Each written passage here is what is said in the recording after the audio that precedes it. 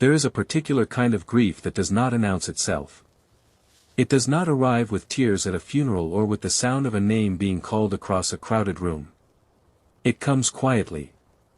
It comes in the middle of an ordinary Tuesday when something small happens, a smell, a piece of paper, a name written in someone else's handwriting, and suddenly, everything you built your life on begins to crack. Not break. Crack. And you realize, standing there with the evidence in your hands, that the foundation was never what you thought it was. That is where Claire Hargrove found herself on the morning of November 14th, standing at the edge of a Pennsylvania forest she had never visited. Holding a note written by her father. And staring at a steel door that had been buried in a hillside for 30 years. When Richard Hargrove died, he left behind an empire worth nearly $900 million. There was the Manhattan penthouse. The offshore accounts. The construction company he'd built from nothing over 40 years. The art collection. The estate in Connecticut. His son Marcus, who had spent 2 decades working beside him, assumed he would receive it all. His daughter Claire, who had spent those same 2 decades slowly disappearing from her father's world, assumed she would receive very little. They were both right. Marcus got the empire. Claire got a set of GPS coordinates, and a note. The note said 4 things. Her name. The coordinates. The words, everything is inside. And then at the bottom, one final sentence. We'll get to that sentence. But first, you need to understand what kind of man builds a bunker in the middle of a Pennsylvania forest, fills it with the secrets of his entire life, and then dies before telling a single person it exists. Because the answer to that question is the answer to everything that happened to this family. And by the time you hear it, you will not believe a man could do this to his own blood. Richard James Hargrove was born in 1951 in a working-class neighborhood on the outskirts of Cleveland, Ohio. His father was a steelworker. His mother cleaned houses for wealthy families on the east side of the city, families that owned the kind of homes Richard would one day build himself. He grew up watching money from a distance. He understood what it meant to press your nose against the glass of someone else's life and see everything you wanted and nothing you could reach. By the time he was 12 years old, Richard had a paper route, a lawn mowing operation, and a reputation in his neighborhood for being the kid who would say yes to any job if the price was right. His mother used to say that Richard didn't know how to be still. That there was something behind his eyes that was always calculating, always moving, always looking for the next angle. She said it with love. She didn't know then how true it would turn out to be. Richard graduated high school in 1969 and did not go to college. He believed, deeply and without question, that the only classroom worth attending was the one the real world provided. He went to work in construction. Started at the absolute bottom, hauling material and mixing concrete for a mid-size contractor in the Cleveland suburbs. He was 20 years old, physically strong, and possessed of a relentless focus that made older men on the job site either respect him or resent him. Usually both. He absorbed everything. Every technique, every bid, every contract, every negotiation he was allowed to witness. And the ones he wasn't allowed to witness, he found ways to observe anyway. By the time he was 25, he was a site supervisor. By 28, he had saved enough to buy a small stake in his own first project. By the time he turned 32, Richard Hargrove had incorporated Hargrove Construction and signed the largest commercial contract in Cuyahoga County that year. He was not a warm man. People who worked with Richard in those early years consistently described the same thing: talent, discipline, vision, and a wall. A wall around the personal. A wall around anything that was not the work. He was fair. He paid well. He showed up on time and expected everyone else to do the same. But intimacy was not a language Richard Hargrove spoke. He had no close friends. He had colleagues and business relationships. He had people who admired him and people who feared him, and he treated those 2 categories as equally useful. The man who would later give his daughter GPS coordinates to a buried bunker and tell her to trust no one, that man was already forming in Richard Hargrove's 20s. He just hadn't yet built anything worth hiding. In 1979, Richard Hargrove met a woman named Diane Calloway at a fundraiser in downtown Cleveland. Diane was 26 years old, the daughter of a local attorney, educated, graceful, and possessed of a dry wit that caught Richard completely off guard. He was not accustomed to being caught off guard. He had built his entire professional identity around being the most prepared person in any room. Diane made him laugh. She made him argue. She made him feel, for the first time in his adult life, that there was something beyond the work that was worth having. They were married in 1981. Their son Marcus was born in 1983. Their daughter Claire arrived 4 years later, in 1987. From the outside, it looked like everything Richard had always been building toward. A family. A company growing faster than anyone projected. A name that was starting to mean something. Before we go any further, let us know in the comments where you're watching from. We'd love to hear from you. And don't forget to hit that subscribe button so you never miss any of our upcoming videos. But the man inside that life, the private Richard, the one Diane saw behind closed doors, was already beginning to disappear into himself in a way that no one could fully explain. Diane Hargrove would later describe her husband in the years following Claire's birth as a man who was present in every room and absent from every conversation. He attended school plays. He showed up to graduations. He signed the checks and shook the right hands and said the right things at the right moments. But something in him had shifted after Claire was born. A coldness that hadn't been there before. A distance she couldn't account for and that he refused to explain. She asked him about it exactly once, on a Tuesday evening in the kitchen of their Connecticut estate, when Marcus was 11 and Claire was 7. She asked him why, since Claire's birth, he seemed to look at his daughter the way you look at a problem you haven't yet solved. Richard set down his coffee cup. He looked at Diane for a long moment. And then he said something she would carry with her for the rest of her life. He said, "Some things are not yours to know, Diane." And he walked out of the kitchen. That was the end of the conversation. And in many ways, it was the beginning of the end of the marriage. Richard and Diane separated in 1998, when Claire was 11 years old. There was no dramatic confrontation. No screaming. No lawyers called in the middle of the night. It was, by all accounts, one of the most orderly dissolutions of a marriage anyone involved had ever witnessed, which those who knew Richard would later say was entirely consistent with the man. Richard controlled everything. Including the end. Marcus was 15 at the time and old enough to understand the marriage had been finished long before the paperwork confirmed it. Claire was 11. Old enough to feel the ground shift. Too young to understand why. What neither Diane nor the children knew, what no one in Richard's world knew in 1998, was that the separation was not the event. The separation was the consequence. The real event had taken place in 1986. 1 year before Claire was born. In the city of Pittsburgh. With a woman named Sandra Reeves. Richard met Sandra at a construction industry conference in the fall of 1986.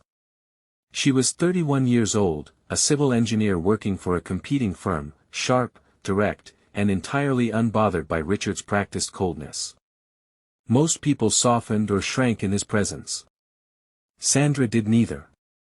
She challenged him in a meeting about load-bearing specifications on a proposed municipal project, and she was right, and Richard knew she was right, and he respected her for it with the immediate, uncomplicated certainty with which he respected anyone who turned out to be better than him at something. What began as a professional exchange became a dinner. What became a dinner became a conversation that lasted until 2 in the morning. And what that conversation became, Richard Hargrove would spend the rest of his life building walls around. By January of 1987, Sandra Reeves was pregnant. Richard Hargrove was still married to Diane. And in July of 1987, Diane Hargrove gave birth to their daughter Claire. Sandra Reeves gave birth to a son 4 months later, in November of 1987. His name was Thomas. And Richard Hargrove, the man who controlled everything, who built walls around the personal, who said some things are not yours to know, chose to keep both lives. He provided for Sandra and Thomas privately through a third-party attorney. He set up a financial arrangement that ensured they were taken care of, not lavishly, but securely. And he built a wall between that life and every other life he led. A wall that held for 30 years. Understanding why Richard Hargrove kept secrets the way he did requires understanding something about men who build things from nothing. There is a particular kind of self-made man who equates control with safety, not control of other people necessarily, but control of information. Of narrative. Of how he is perceived. Richard had grown up with nothing and had built something enormous, and somewhere along the way he formed a belief, unspoken, unexamined, but absolute, that to allow people full access to the truth of who he was would be to hand them the means to unmake everything he'd built. So he rationed the truth. He gave people pieces of himself and never the whole picture. Even the people who loved him. Especially the people who loved him. Because loving someone, for Richard Hargrove, was not a reason to trust them. It was a reason to protect them. And protecting them meant keeping them at a careful distance from anything that could cause damage. By the mid-1990s, Hargrove Construction had expanded into 7 states. Richard had relocated the company headquarters to New York City and built a team around him that was loyal, capable, and well compensated enough to ask no unnecessary questions. Marcus had grown up watching the company form around his father the way weather forms around a mountain, constantly shifting, always building, never quite predictable. From the time Marcus was a teenager, he understood that his father's world was the world he was going to inherit. Not because Richard said it outright, Richard did not make promises. But the way he moved Marcus through the company, bringing him to meetings, explaining decisions, asking his opinion on deals, the intention was unmistakable. Marcus was being prepared. He was being shaped. He was being handed something. And Marcus received that shaping with the full weight of a man who intends to deserve what he is given.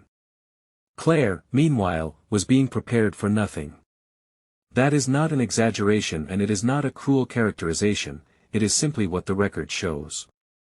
While Marcus was being groomed inside the company, Claire was being quietly redirected away from it. When she expressed interest in the business as a teenager, Richard was polite and brief and non-committal. When she applied to study finance in college, Richard offered no encouragement and no obstruction, just a kind of blank neutrality that communicated more clearly than any objection could have. Claire graduated from Georgetown University in 2009 with a degree in finance and a determination to prove herself on her own terms.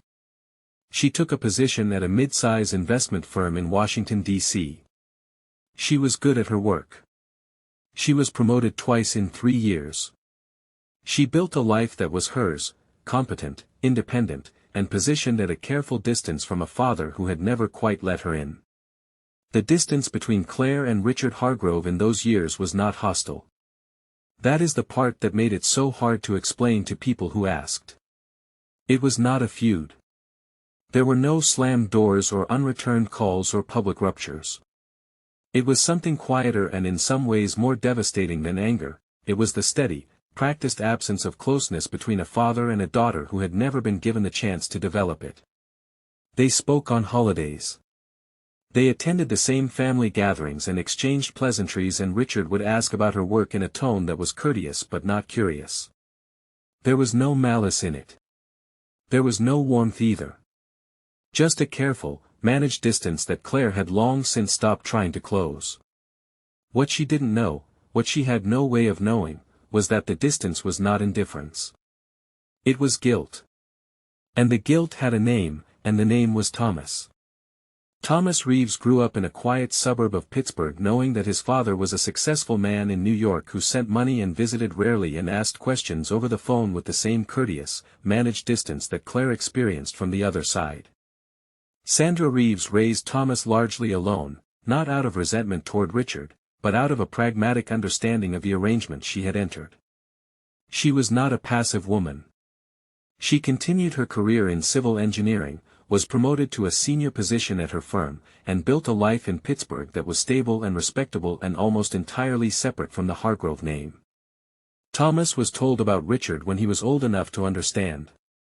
He was told the truth as Sandra knew it, that his father had another family, that the arrangement was complicated, and that the money that came every month was Richard's way of honoring an obligation. Thomas grew up with that understanding. He did not grow up with the expectation of more. Richard Hargrove turned 68 in 2019. He had been in declining health for 2 years, a heart condition that his doctors had been managing with increasing urgency and that Richard had been minimizing with characteristic stubbornness. He did not slow down. He did not step back. He continued to show up at the office, continued to sign off on major contracts, continued to move through the world as if the momentum he had spent 50 years building was simply not compatible with the concept of stopping. But in private, in the hours after the office calls ended and the building went quiet and Richard Hargrove sat alone in the Manhattan penthouse with the city spread out below him like everything he had ever wanted, something had changed. He had begun to reckon. Not with death, exactly. Men like Richard Hargrove do not spend much time fearing death. But with what he was going to leave behind. Not the money. The truth. It was in the spring of 2020 that Richard Hargrove drove himself, alone, no driver, no assistant, to a property in western Pennsylvania that he had owned since 1992 under a holding company registered in Delaware. The property was 63 acres of forested land outside a small town called Kittanning, 2 hours northeast of Pittsburgh. He had purchased it in the early days of the company, ostensibly as a potential future development site, and had then done nothing with it for 28 years. What he had done, at some point in those 28 years, the exact date was never established, was commission the construction of a reinforced underground structure on the property. Not a luxury shelter. Not a crisis bunker in the doomsday prepper sense that the wealthy were building in those years. Something simpler. Quieter. A room. Underground. Accessible by a steel door set into the hillside behind a stand of white pine trees. What Richard put inside that room over the years was not gold and it was not weapons and it was not anything that the laws of the state of Pennsylvania or the United States of America would have considered illegal. It was paper. 30 years of paper. Organized with the same meticulous attention to detail that had made him one of the most successful contractors in the country. There were financial records, complete, unambiguous documentation of every payment made to Sandra Reeves from 1987 onward. There were property records, the Delaware Holding Company, the Pennsylvania land, 2 other properties registered under names that meant nothing to anyone in his public life. There was a folder with Thomas Reeves's name on it, his birth certificate, his school records, photographs taken at intervals over the years, evidence of a father who had watched from a distance with something that looked, on paper, more like love than anyone in Claire's life had been prepared to believe he was capable of. And there was the folder with Claire's name on the tab. Inside it, a DNA test. Ordered privately in 2018. Results that confirmed what Richard had suspected since 1987 and never allowed himself to fully confront until age and illness made the confrontation unavoidable. The results showed that Marcus Hargrove, the son Richard had built his company around, the heir he had spent 20 years preparing, the man who walked out of the will reading with $900 million, was not Richard's biological son. The DNA test confirmed what the dates, if anyone had ever done the math carefully, already suggested.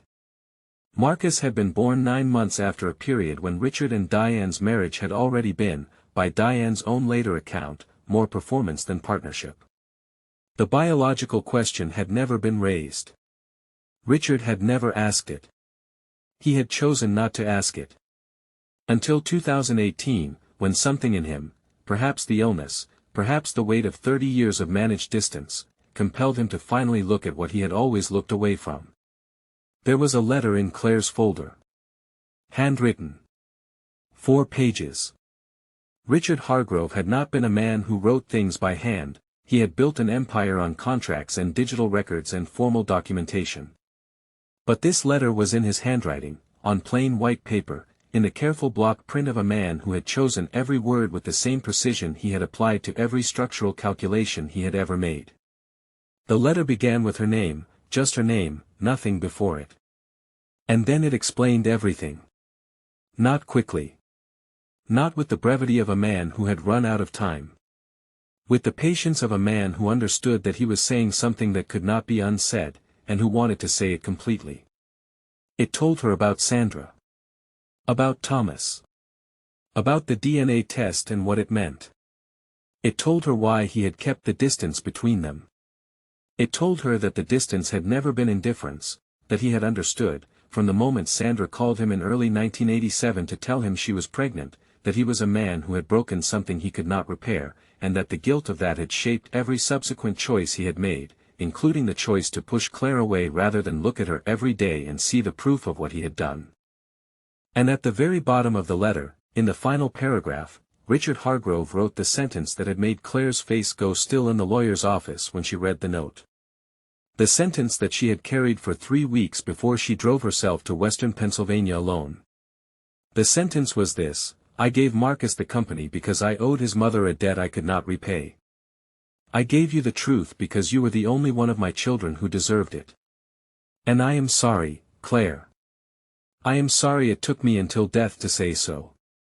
Claire Hargrove sat on the cold concrete floor of that underground room for a long time after she finished reading. The files spread around her. The photographs. The documents. The evidence of a life her father had conducted with the same careful, systematic precision he had applied to everything, including the act of finally telling the truth. She drove back to Washington that evening. She did not call Marcus. She did not call a lawyer. She sat in her apartment with the folder on the table in front of her and she made a decision about what came next, and the decision she made was the one that nobody who knew Claire Hargrove was surprised by. She did not leak it. She did not hire a press agent or call a journalist or find a way to publicly humiliate the man who had just inherited everything.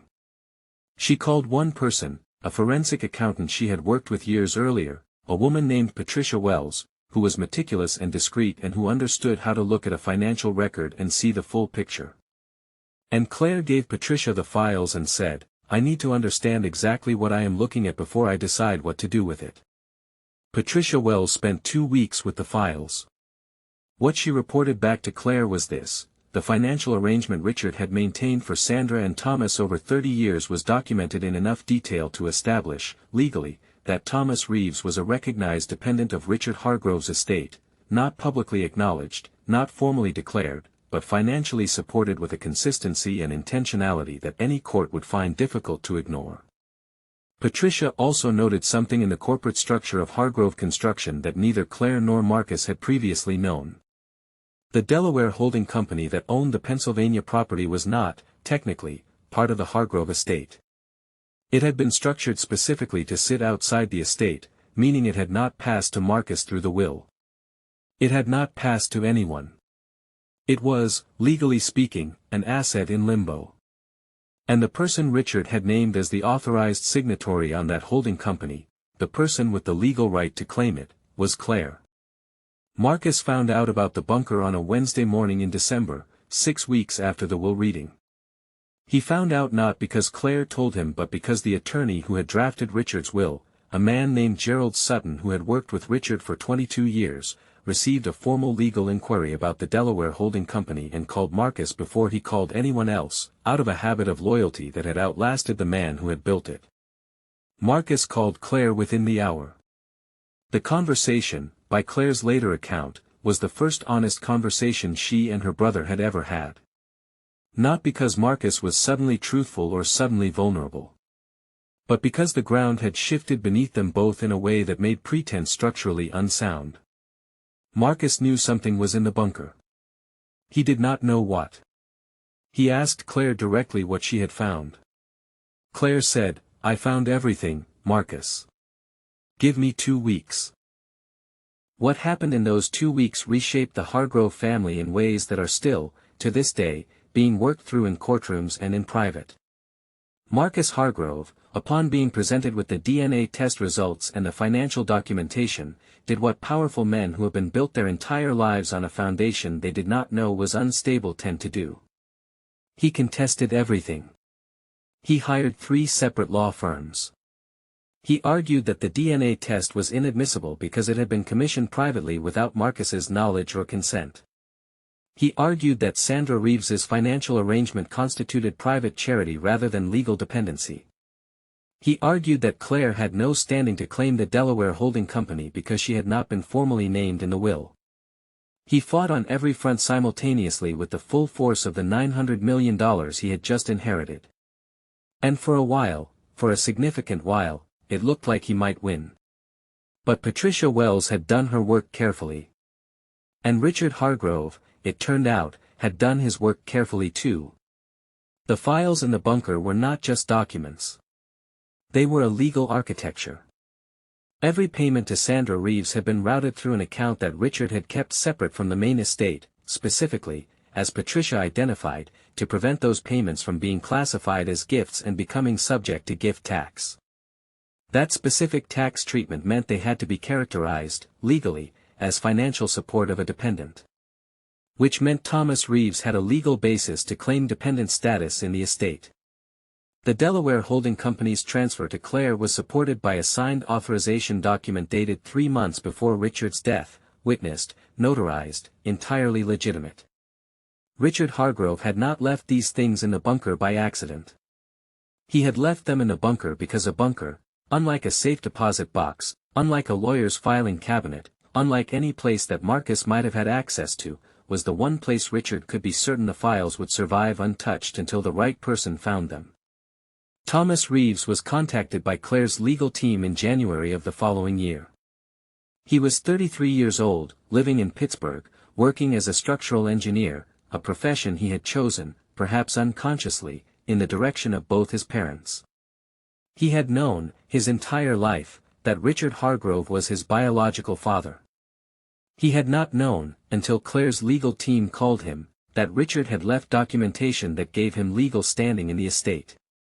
He had not known that the man who had conducted his entire life at a managed distance had, in the last years of his life, been building a legal case on Thomas's behalf from inside a bunker in a forest.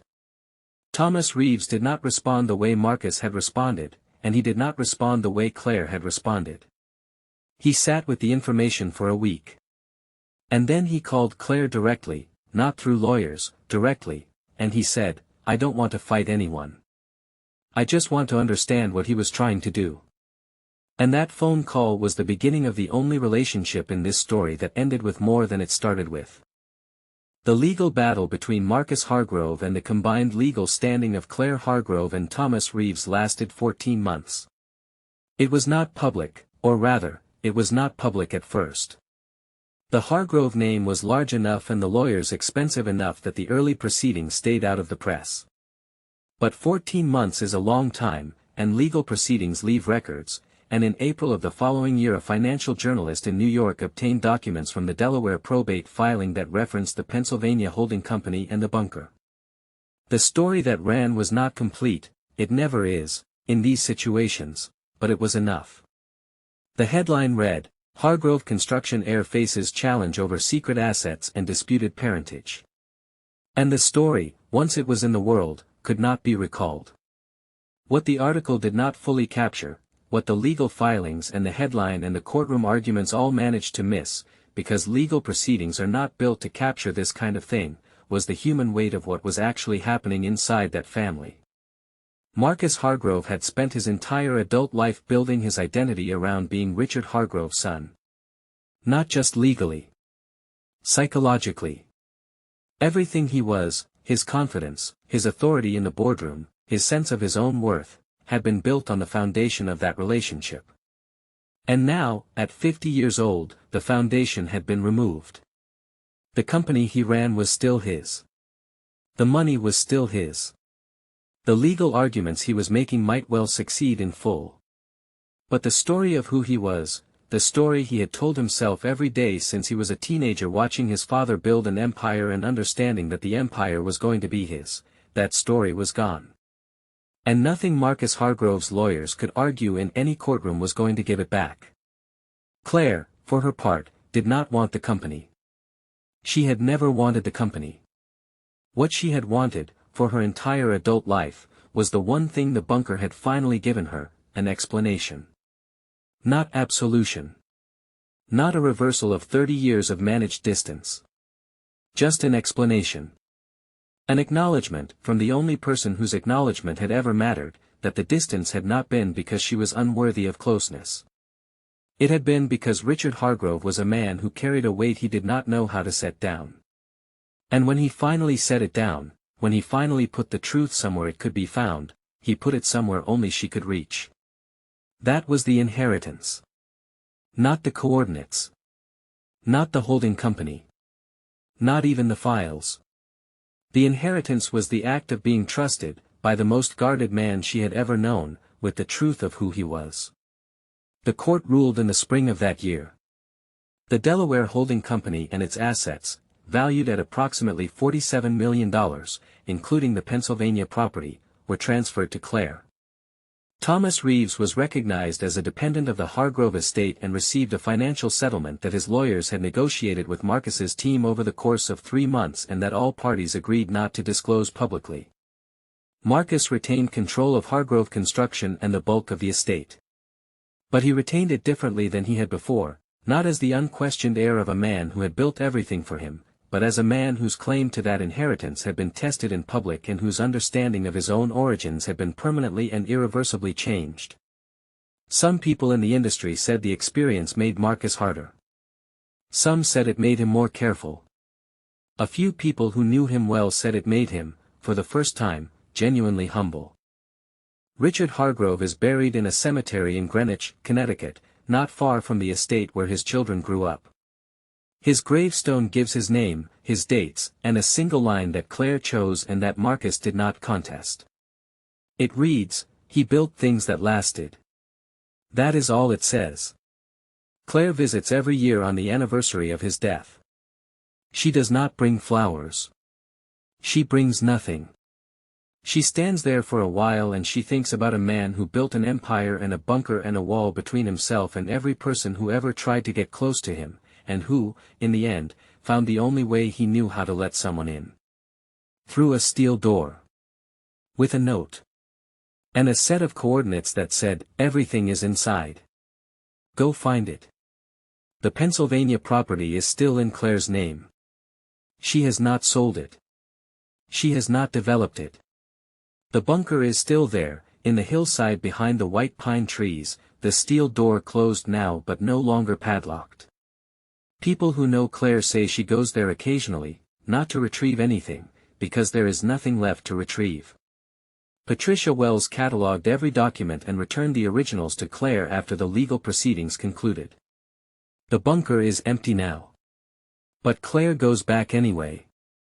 Because some places, once they have held the truth about who you are and where you came from, do not stop meaning something just because you have emptied them out. There are a lot of things you can say about Richard Hargrove. You can say he was a brilliant builder. You can say he was a controlled man who controlled things past the point of wisdom. You can say he was a father who failed his daughter for 30 years and tried to correct it with a padlock and a note. You can say he was a man who kept a secret that was not his alone to keep and who paid for that, in the end, with the only currency that actually costs anything, time. All of those things are true. But here is the thing about Richard Hargrove that none of the court documents and none of the financial records and none of the headline about disputed parentage managed to capture. He knew, at the end, what mattered. He knew which of his children he could trust with the truth. And he was right.